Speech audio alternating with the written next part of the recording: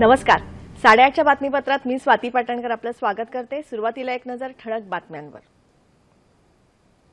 भारतरत्न या सर्वोच्च नागरी पुरस्कारानं माजी पंतप्रधान अटल बिहारी वाजपेयी यांना सन्मानित करण्यात येणार. गंगेच्या स्वच्छतेसाठी युद्धपातळीवर प्रयत्न करण्याचे पंतप्रधानांचे निर्देश.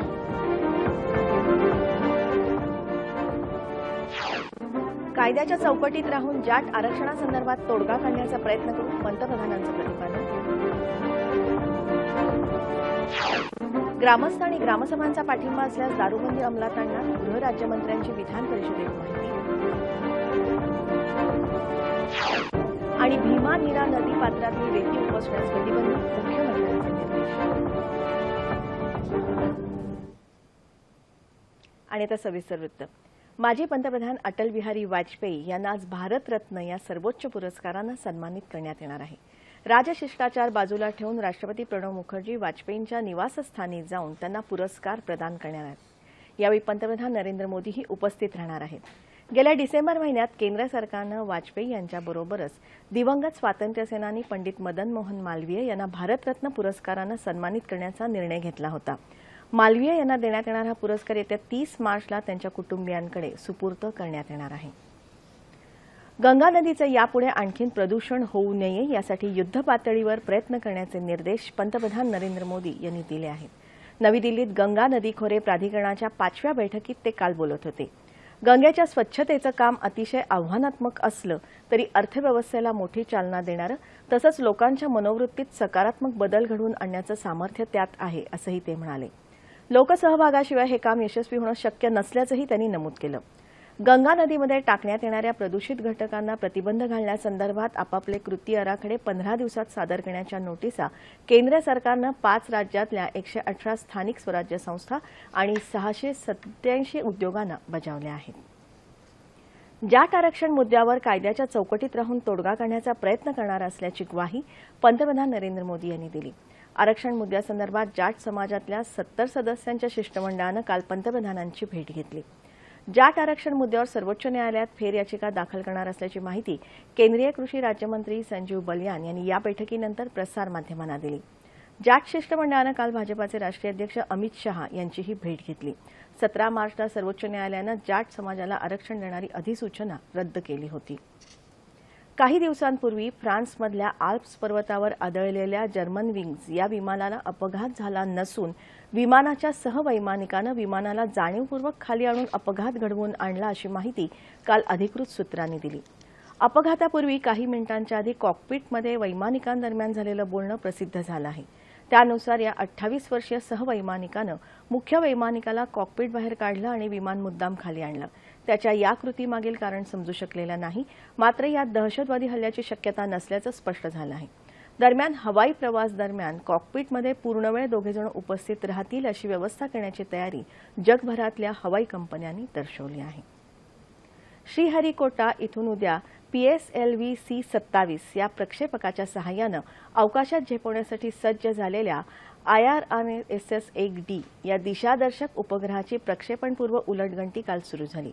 59 तास आणि 30 मिनिटाची ही उलटगंटी काल सकाळी 5:45ला सुरू करण्यात आली.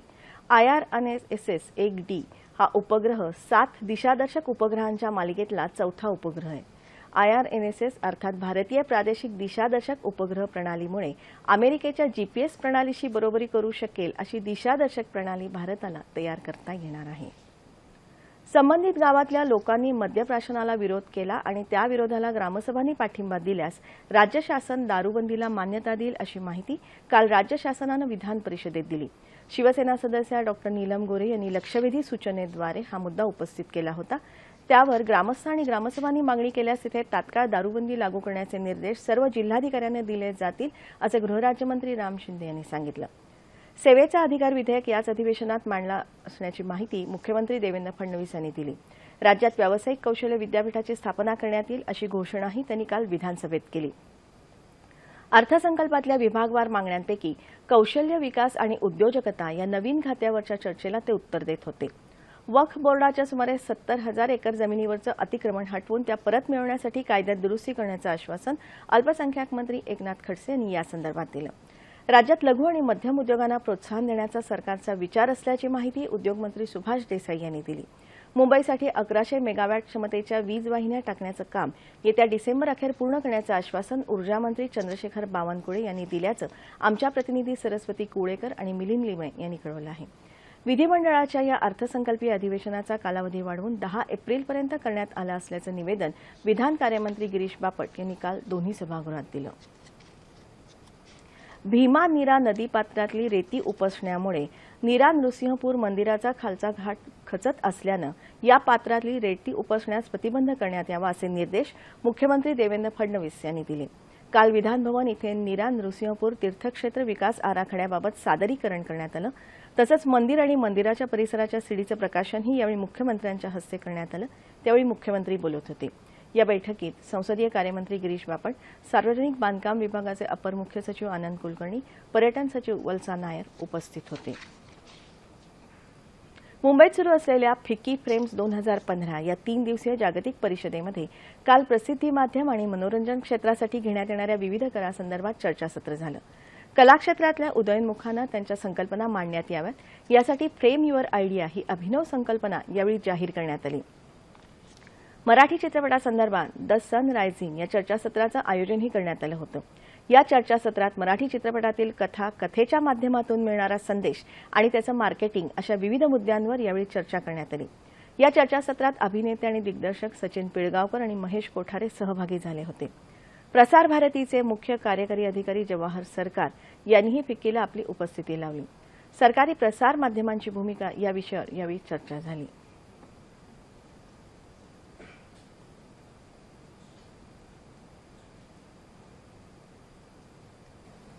उस्मानाबाद जिल्ह्यातल्या तेर इथे सुरू असणारं 8व्या टप्प्यातलं उत्खनन आता संपलंय। सातवाहन, मौर्य आणि त्याहीपेक्षा जुन्या कालखंडाचा अभ्यास करणाऱ्या संशोधकांसाठी या उत्खननातून अनेक पुरातन वस्तूंचा ठेवा हाती लागला आहे। उस्मानाबाद तालुक्यातलं तेर हे गाव प्राचीन काळी मोठी बाजारपेठ असल्याचं ऐतिहासिक पुराव्यावरून सिद्ध झालंय। मातीची भांडी, कपडे आणि इतर वस्तूंचा व्यापार तेर या शहरातून थेट रोम आणि इजिप्तशी होत होता। तेर ही सातवाहन राजांची आर्थिक राजधानी। मौर्य, चालुक्य, राष्ट्रकूट, सातवाहन, यादव, मुस्लिम आदी राजवटींमुळे अनेक संस्कृतींचा मिलाप इथं पाहायला मिळतो।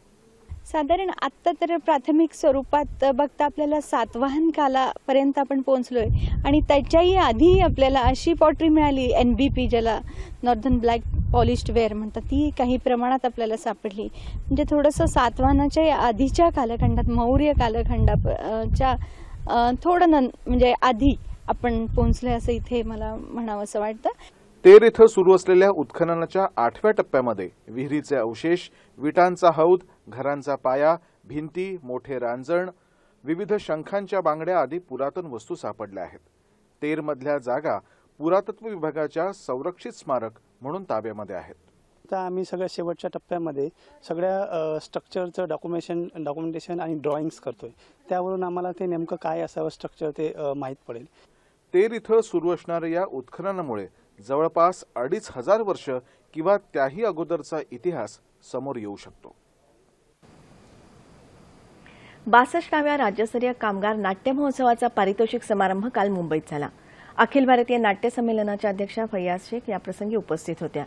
या नाट्य महोत्सवातून पुढे चांगले लेखक, दिग्दर्शक, कलाकार निर्माण होतील म्हणून प्रत्येक तरुणाने अशा महोत्सवात भाग घेतला पाहिजे असं फैयाज यांनी सांगितलं।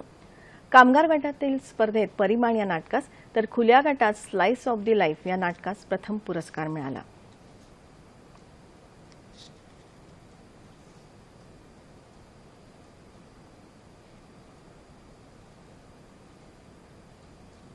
शहरांपासून ते अगदी खेड्यापाड्यापर्यंत मुलींच्या शिक्षणासाठी सरकारचे प्रयत्न प्राधान्यक्रमाने सुरू आहेत। मात्र आदिवासी समाजात आजही मुलींच्या शिक्षणाबाबत उदासीनता दिसून येते। मुलींच्या शिक्षणासाठी आयुष्य वेचणाऱ्या सावित्रीबाई फुले यांच्या कार्याला आज शतक उलटून गेलं तरी आदिवासी समाजात स्त्री शिक्षणाच्या बाबतीत म्हणावी तशी प्रगती झालेली नाही। राज्यातल्या साक्षरतेचा टक्का वाढावा यासाठी सरकार अनेक योजना राबवत आहे, पण आदिवासींपर्यंत त्या पोहोचतात की नाही त्याबाबत त्यांना माहिती करून दिली जाते का याबाबत शंका यावी इतकी परिस्थिती गंभीर आहे। मुळात हा समाज आर्थिकदृष्ट्या सक्षम नाही. जंगलातला लाकूड फाटा तसंच इतर वनउपज गोळा करणं, पोटापाण्यासाठी लहान सहान उद्योग करणं यावर आदिवासींची गुजराण सुरू असते. वीटभट्टीवर मजुरांची मागणी असल्यामुळे आता आदिवासींच्या स्थलांतराचंही प्रमाण वाढलं आहे. या सगळ्याचा परिणाम आपोआपच शिक्षणावर झालेला दिसतो. त्यांच्यासाठी आश्रमशाळा, वसतिगृह अशा सुविधा जरी शासनानं दिल्या असल्या तरी खरी गरज ही या समाजात शिकण्याची मानसिकता रुजवण्याची आहे. या कामी समाजसेवी संस्थांनीही पुढाकार घेतला तर सरकारच्या प्रयत्नांना चांगली जोड मिळेल. लेखक आणि 1986 सालच्या तुकडीचे भारतीय परराष्ट्र सेवेतील अधिकारी विकास स्वरूप यांची भारतीय परराष्ट्र व्यवहार मंत्रालयाचे अधिकृत प्रवक्ते म्हणून नियुक्ती करण्यात आली आहे. स्वरूप यांची क्यू आणि ई ही कादंबरी प्रसिद्ध असून याच कादंबरीवर आधारित स्लमडॉग मिलियनर हा चित्रपट तयार करण्यात आला होता. सध्या ते प्रवक्ते सईद अकबरुद्दीन यांची भारत आफ्रिका मंचाच्या मुख्य समन्वयकपदी नियुक्ती करण्यात आली आहे. विश्वचषक क्रिकेट स्पर्धेच्या कालच्या उपांत्य फेरीच्या सामन्यात ऑस्ट्रेलियानं भारताचा 95 धावांनी पराभव केला. ऑस्ट्रेलियाच्या 329 धावांच्या आव्हानाचा पाठलाग करताना सलामीवीर रोहित शर्मा आणि शिखर धवन यांनी चांगली सुरुवात करून दिली. मात्र त्यानंतर भारताची तारांबळ उडाली. भारतीय फलंदाज एकामागोमाग एक तंबूत परतले. कर्णधार महेंद्रसिंग धोनी बाद झाल्यानंतर कोणताही फलंदाज खेळपट्टीवर उभा राहू शकला नाही. तत्पूर्वी नाणेफेक जिंकून ऑस्ट्रेलियानं प्रथम फलंदाजीचा निर्णय घेतला आणि भारतासमोर 329 धावांचं लक्ष्य ठेवलं. विश्वचषक क्रिकेट स्पर्धेचा अंतिम सामना आता न्यूझीलंड आणि ऑस्ट्रेलिया यांच्यात 29 तारखेला होणार आहे. हवामान.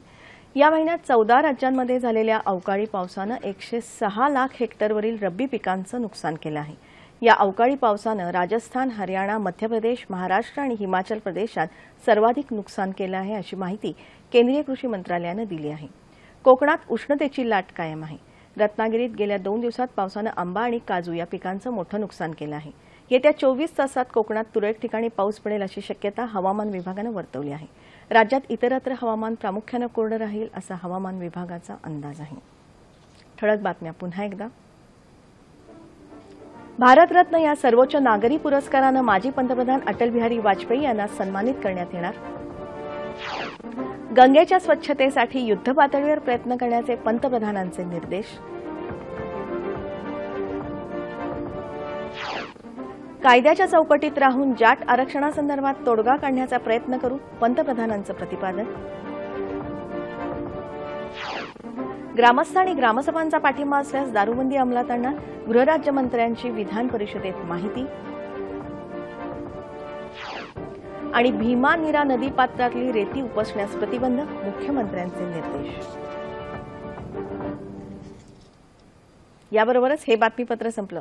पुन्हा भेटूया दुपारी 2:30 वाजता सह्याद्री वाहिनीवर. नमस्कार.